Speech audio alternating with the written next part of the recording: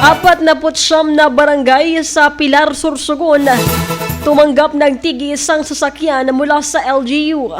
Ang buong detalye ng balita nasa linya sa Megbo Patrol number 24, SM Alvin Lozano.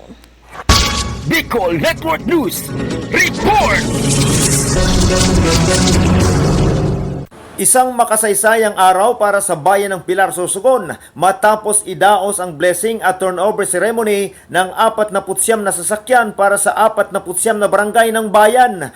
Pinangunahan ito ni Mayor Caroline Switzer Reyes at binasbasan ng Pilar Parish Priest. Ang proyektong ito ay pinunduhan mula sa savings ng LGU Pilar na layong pagbutihin ang serbisyo publiko sa mga barangay. Ayon kay Mayor Reyes, actually po, pinag-ipunan yan ng local government unit of Pilar. Kumbaga, para mas mas maibigay natin ang serbisyo para po sa mga barangays.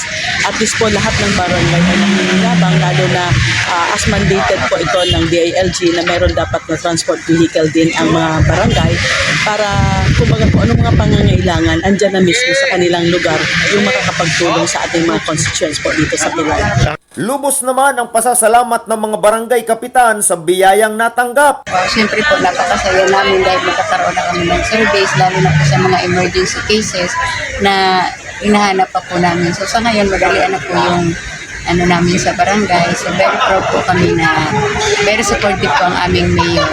Ang proyektong ito ay isa sa mga hakbang ng lokal na pamahalaan ng Pilar upang ipakita ang suporta sa bawat barangay at matiyak ang maayos na pagganap ng kanilang tungkulin. Kasama mo sa pagbabalita para sa Bicol Network News, Megawa Patrol numero 24, Alvin Lozano, tatak tunay na serbisyo.